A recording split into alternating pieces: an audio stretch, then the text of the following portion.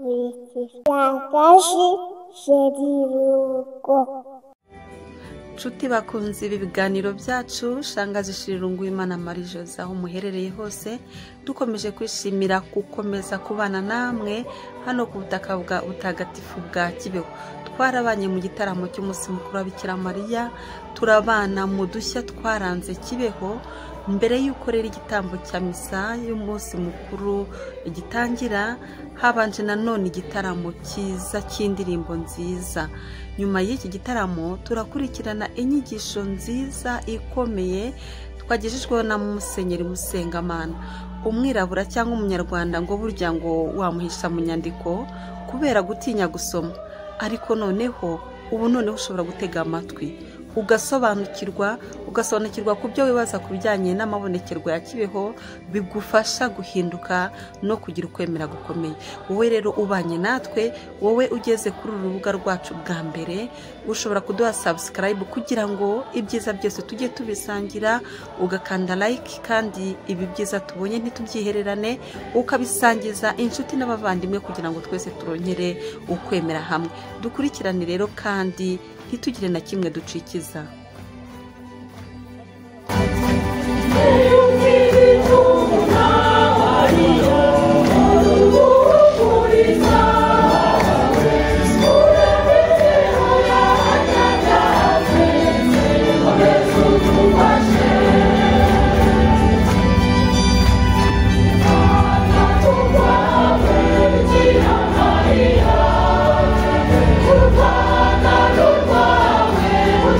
you.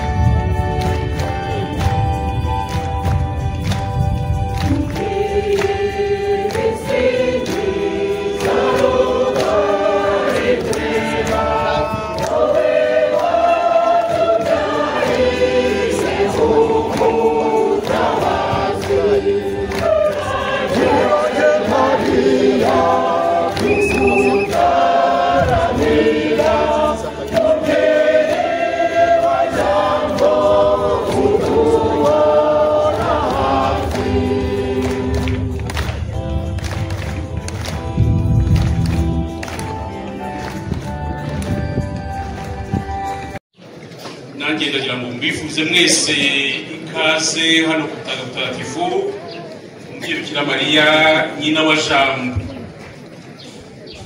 Igihe umubyeyi yadusuye hano Kibeho yaduhaye ubutumwa butandukanye, ariko ubutumwa bwose bugenda buganisha ku ngingo imwe nyamukuru yo kuduhamagarira guhinduka no kunoza umubano wacu n'Imana. Iyo twaje hano mu rugendo nyobokamana tubatunze by'umwihariko kongera kwibutsa no kuzirikana kuri ubwo butumwa umubyeyi Bikira Mariya yaduhaye. Muri ubwo butumwa umubyeyi Bikira Mariya nyina wa Jambo yagarutse ku ngingo ebyiri z'ingenzi ziri mu butumwa 10 tuzi, ariko nkabakira ngo uyu munsi ndaruke ku ngingo imwe cyangwa ijambo rimwe ryagiye rigaruka kenshi mu butumwa yaduhaye, ariko iryo jambo rifite n'irindi rijyana. Yadusabye gusenga, adusaba no guhinduka.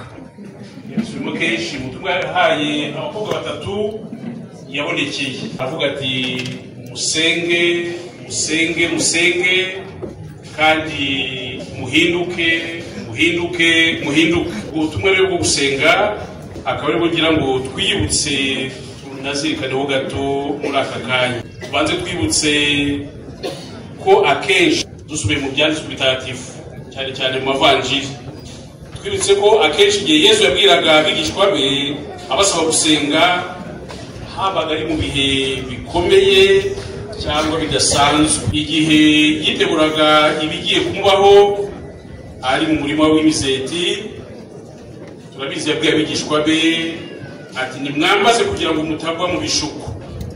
Ibyo tubisanga mu Ivanjiri ya Luka umutwe wa 22 umurongo wa 40. Natwe ubutumwa Bikira Mariya nyina wa Jambo tugejejeho hano Kibeho bwaduteguraga mu bihe bikomeye yabonaga cyugarije isi muri rusange ndetse na Kiliziya by'umwihariko. Niho yahereye adusaba gusenga agira ati mu magambo yabwiye Alfonsina dusanga mu butumwa bwa 10 mu butumwa bwa Kibeho, aho yagiraga ati senga ubutitsa usabira Kiliziya uko amakuba akomeye ayitegereje mu bihe biri imbere. Ibyo yabwiye Alfonsina mu gihe akurikiraga muri ya myaka 80. Bavandimwe mwaje hano mu rugendo nyobokamana, ayo ni amagambo Bikira Mariya uko rivugaga yabwiye Alfonsina ku itariki 15 z'ukwezi kwa 8 1983, ayasubiramo no kwa 28 Ugushyingo 1983.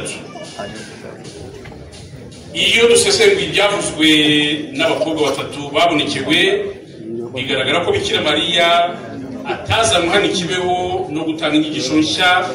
Ibyo turabizi, ahubwo yaje kutwibutsa mu buryo bwumvikana ibyo twari twaribagiwe cyangwa se twari turagiha agaciro. Yaje kutukangurira, yaje kutuburira no kutwibutsa inshingano dufite nk'abana b'Imana nk'abakristo. Bikira Mariya nyina wa Jambo yazanywe no kutugarura mu nzira itunganye, adusaba kwisubira mu mibereho yacu. Ibyo tukabikora twimakaza isengesho mu buzima bwacu, isengesho tugomba kuvuga twisabira, isengesho tuvuga dusabira abandi, ari abasenga, abadasenga n'abadashaka gusenga. Umuhamagaro wihariye wa Kibeho ni ukuba koko ahantu hakorerwa ingendo nyobokamana, isangano y'abashakashaka Imana bagenzwa no gusenga. Umuhamagaro wa Kibeho ni ukumurwa w'abahinduka bagarukira Imana kandi bahongera ibyaha by'isi babifashijwemo n'isengesho. Umuhamagaro wa Kibeho ni ukuba umurwa w'isengesho ritugeza ku bwiyunge bw'abantu n'Imana n'ubwiyunge bw'abantu na bagenzi babo. Kibeho ifite ubutumwa n'umuhamagaro uko tubizi babitubwiye wo kuba ihuriro ry'abatatanye kimwe n'isangano y'abashaka gushyira imbere imigirire myiza y'impuhwe n'ubuvandimwe buzira imipaka ahantu h'ingenzi hakwiye guhora hatwibutsa isengesho n'ivanjiri y'umusaraba wa Kristo. Ubutumwa bwa 10 nongeye bisubiremo dusangamo amagambo umubyeyi Bikira Mariya yabwiye Alphonsine ati senga ubutitsa usabira kiliziya ko amakuba akomeye ayitegereje mu bihe biri imbere. Bikira Mariya yatuze ngo ubutumwa, ariko iyo turebye isi yacu iki gihe hariye twavuga ko Bikira Mariya aje kuduhanurira amagambo ye n'ubuhanuzi yatubwiye mu myaka 80. Aya magambo ya Bikira Mariya abonera jambo yabwiye Alphonsine agaragaza ibintu bikomeye turimo nk'abakristo, ibihe bikomeye kiliziya irimo muri bino bihe byacu. Iyo kiliziya ari umuryango w'Imana ni twebwe ubwacu abakristo. Amakuba akomeye ategereje kiliziya kandi irimo ari mu bwoko butandukanye ndetse igaragaza ku buryo butandukanye. Arimo ubuhakanyi, arimo ubugomeramana n'uburwanyamana tubona hirya no hino bwambaye amashusho atandukanye. Nk'uko nyina jambo bitubwiye atuburira ubwo buhakanyi, ubugomeramana n'uburwanyamana ndetse no kurwanya abayo bizaza mu bwiyoberanye n'amayeri. Ibyo tubisanga ndetse mu butumwa bwa Kibeho, ubutumwa bwa kane. Ibyo turabibona hirya no hino, aho dutuye, aho tuba, aho dukorera. Kugira ngo dutsinde urwo rugamba n'ayo makuba y'ubuhakanyi, ubugomeramana ndetse n'ibyayo n'abayo bose, umubyeyi Bikira Mariya turarikira kwitwaza intwaro y'isengesho. Isengesho riduhuza rikatunga n'Imana, isengesho riduhuza rikatunga natwe ubwacu, rikaduhuza kandi rikatunga n'abagenzi bacu. Bikira Mariya hari Kibeho yagarutse kuri izo nshinga ari ebyiri: gusenga no guhinduka. Ntabwo nshidikanya iyo tujana Kibeho tuba tuje kwiyambaza umubyeyi Bikira Mariya. Dusenga isengesho tukarimurizamo, tukaza gusenga twisabira, ariko gusabira n'abandi kureruka. Isengesho ariko isengesho dufasha guhinduka. Umubyeyi Bikira Mariya yadusabye gusenga no guhinduka. Ibyo yabonaga yabwiye abakobwa batatu hano, umuntu ashoje neza yamukunda yigaragaza ku buryo butandukanye muri myaka 44 nyuma yo kubona igihugu. Kuko ndavuga abenshi dutsindirwa kwisengesha cyangwa ko twasenga dusenga uko bikwiye. Bikira Mariya ati musenge nta muryari, musenge mukuri. Ibyo bivuga isengesho dufasha guhinduka kandi tukaba isengesho rigana no kuri bagenzi bacu nabo tubasabira.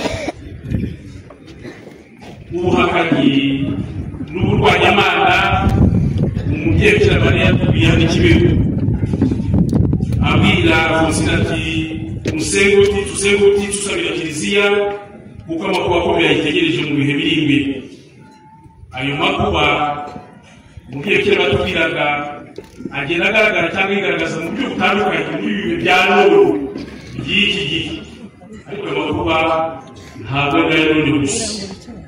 Mu mateka ya kiliziya ibyo byose byuzemo.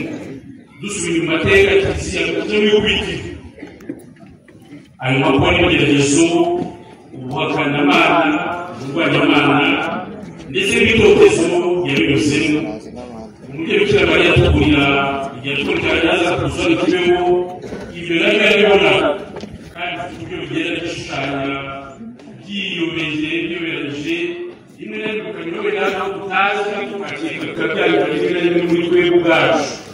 tudashobora kwitonde gusenya tumwime kwabo mu kutura isengesho umubyeyi cy'abarenge n'abajambo bakibeho adusaba gusenga nta kubyara adusaba gusenga mu kuri gusenga mu kuri gusenga nta kubyarya ni ukudasenga kubera akamenyero ntabwo tuje hano ikibeho kubera ko ari akamenyero gusa ahubwo twumva ko igihe cyose naba n'inshuro imwe ebyiri eshatu buri nshuro yose nje hano ikibeho iyi mfite umwihariko wayo gusenga atari kubera akamenyero gusenga mu kuri ni ukudasenga kubera ubwoba turebye ibihe isi yacu irimo kiliziya yacu irimo hirya no hino ku isi hari igihe dushobora gusenga ariko dutuwe n'ubwoba iyo dusomye ibyanditswe bitagatifu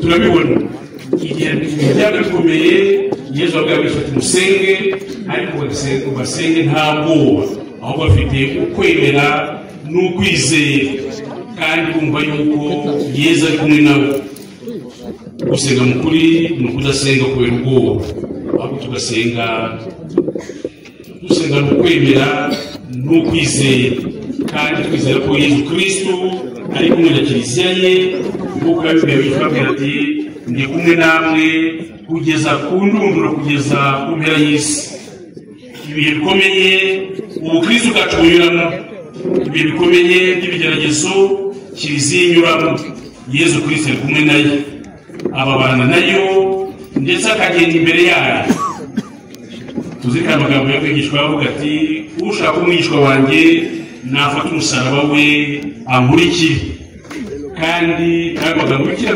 yaratubwiye ubundi buryo avuga ati umwana wa Bikira Mariya ntatanga n'ububabare ariko ububabare bujyana n'umusaraba kuko umusaraba ari ikimenyetso cy'amizero umusaraba ari ikimenyetso y'uko Kristo ari kumwe nawe gusenga mu kuri gusenga nta kuryarya ni ukudasenga kubera inyungu zawe bwite kubera inyungu zanjye bwite kubera kwikunda isengesho Bikira Mariya aturarikira no gusenga mu kuri no gusenga cyane cyane dufite ku mutima abandi bose cyane cyane dusabira abadasenga abadashaka gusenga abatabyifuza yewe n'ushobora kurwanya isengesho ryawe aho ngaho nubwo iryo sengesho nyaryo isengesho rifungura amarembo rikatwerekeza ku bavandimwe bacu cyane cyane dusabira abatera Imana umugongo abadashaka kuyumva bakristo bavandimwe inshuti mwese mwaje mu rugendo rw'Imana hari ikibeho iyi saa 24 y'abonekera ikibeho turahimbaza turi mu mwaka wa yubile y'imyaka 2025 y'ugucungurwa kwa bene muntu hano mu gihugu cyacu cy'u Rwanda akaba ari nayo yubile y'imburirane yubile y'imyaka 20 twakiriye inkuru nziza y'Imana nziza ya Yesu Kristo kuri uyu munsi rero twaje hano kugenda Imana ikibeho ni n'umwanya wo kongera kwereka umubyeyi Bikira Mariya kiliziya yacu isi yacu kugira ngo sekibi ushaka kwigarurira yigarura n'abanyu sekibi atsindwe n'isengesho ryacu isengesho rihoraho rihozaho isengesho kandi rigamije kudufasha guhinduka mu gusoza uwiyigisho ndagangaruka gato kugira abepiskopi gatolika mu Rwanda bagejeje ku bakristo mwese n'abandi bagenda kandi bakunda kibeho umurwa w'umubyeyi Bikira Mariya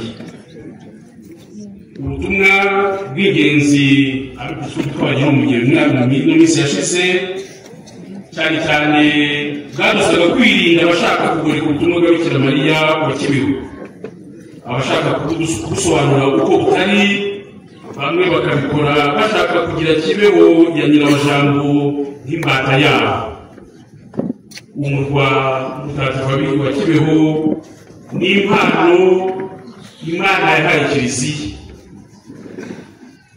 Kibeho ya Nyirabajambo ntabwo ari imbata y'umuntu umwe cyangwa kimwe babiri kanaka n'igira kanaka. Kibeho n'umurwa Imana iyo Bikira Mariya Imana duhaye n'impano y'Imana. Iyo mpano rero Imana yahaye Kiliziya, yahaye Kiliziya kandi ishinga Kiliziya kugira ngo afashe abakristu n'abayigana bose kwitagatifuza bizo by'umwihariko mu kuzirikana ubutumwa Bikira Mariya Nyirabajambo yatugejejeho. Yaratubwiye kongera tubisubiremo ati musenge kugira ngo isi itagaragwa na Sekibi, itagaragwa na Shitani. Natwe dusenge kugira ngo Kibeho ibe koko isangano ry'abashakashaka Imana bagenzwe no gusenga no guhinduka kugira ngo bagabikire Imana. Mu butumwa 10 bwa Kibeho bakristo bavandimwe mwese mwari munsi muri ryo nyobokamana, ndagira ngo muri kino gihe cya yubile turi kugenda dusoza tuzirikane ku buryo bwihariye ubutumwa bwa 4 n'ubwa 10. Ibyo Bikira batubwiye ko Sekibi azaza yiyoberanyije kugira ngo asenye Kiliziya, asenye ubukristu ndetse n'ibijyanye n'ubukristu. Ubutumwa bwa 10 aturarikira gusenga kugira ngo duhinduke. Abagira ngo ubutumwa uko ari bubiri, ubwa 4 n'ubwa 10 tuzirikaneho by'umwihariko cyane cyane dusabira Kiliziya yacu. Dusenga ubutitsa tuyisabira kuko natwe Kiliziya ni twebwe ubwacu. Iyo dusabira Kiliziya tuba tuyisabire kugira ngo amakuba n'ibigeragezo inyuramo irimo bigenda byigaragaza ku buryo butandukanye ibasha kunyuranamo ya ntwaro y'ukwemera n'urumuri, maze dufate ku byasengesho bya Mutagatifu Francisco w'Asizi, ahari umwijima tuhashyire urumuri, ahari amacakubiri tuhashyire ubumwe n'ubuvandimwe, ahari ubwoba tuhashyire ukwizera. Nitugeza dutyo tuzaba twakiriye kandi dushyira mu bikorwa bwa butumwa Bikira Mariya yaduhaye hano i Kibeho. Tuzirikane by'umwihariko ubutumwa uko ari bubiri, ubwa 4 n'ubwa 10. Tuzirikana ko Sekibi agambiriye ndetse ageneye gutotera ubukristu n'abakristu ndetse n'iby'abakristu. Dusibe icyo dusenge kuko Sekibi yirukana isengesho nyaryo yubakiye ku kwemera no ku kwizera, cyane cyane dusabira urubyiruko rwacu kuko hari imiryango itandukanye Sekibi yinjiriramo, ariko hari imiryango yoroshye cyane ndetse iyo yabasha kwinjiramo icyo yifuza kigeraho. Dusabe by'umwihariko urubyiruko rwacu, dusabe n'imiryango y'ingo z'abashakanye kuko Sekibi iyo yinjiye ikagera mu rubyiruko ikinjiza mu miryango ubu iba yageze hose. Isengesho ryacu turivuge tuganisha rwo gusabira urubyiruko rwacu kugira ngo Sekibi atatwigarurira. Dusabe imiryango yacu muzabashakanye kuko Kiliziya y'ibanze ariko tubizi Kiliziya y'ibanze yubakiye ku muryango, ku ngo z'abashakanye. Mwese rero ndabifuriza umunsi mwiza mu gihe Bikira Mariya Nyirabajambo. Twese abaje hano duhuriza mu isengesho ryacu kugira ngo dusabe Nyagasani tubije ku gihe Bikira Mariya, tumusabe kugira ngo dukomeze mu kwemera kandi ukwemera kwacu n'isengesho ryacu bitubere intwaro idufasha kwigiza sekibi ushobora kutwigarurira akigarurira n'abacu. Mwese ndabifuriza umunsi mwiza. Dear brothers and sisters, we came in Kibeho to celebrate the 44th anniversary of the apparitions of Our Lady, our Mother, the Mother of the World, here in Kibeho. We come together for this pilgrimage because Mother Mary came to visit us and delivered different messages for salvation, for life, for salvation. Today, I would like to share with you one of the messages that Mother Mary delivered here, especially to pray without hypocrisy, pray for the church, but also repent early as possible. Dear brothers and sisters, Jesus himself in the Gospel of Luke invited the apostles and the disciples to pray so that they may not fall in temptations. Mother Mary is requesting us to pray without hypocrisy so that always may do the will of God. On 15th August 1983 and on 28th November 1983, Mother Mary invited Alfonsina Moreke to pray for the church.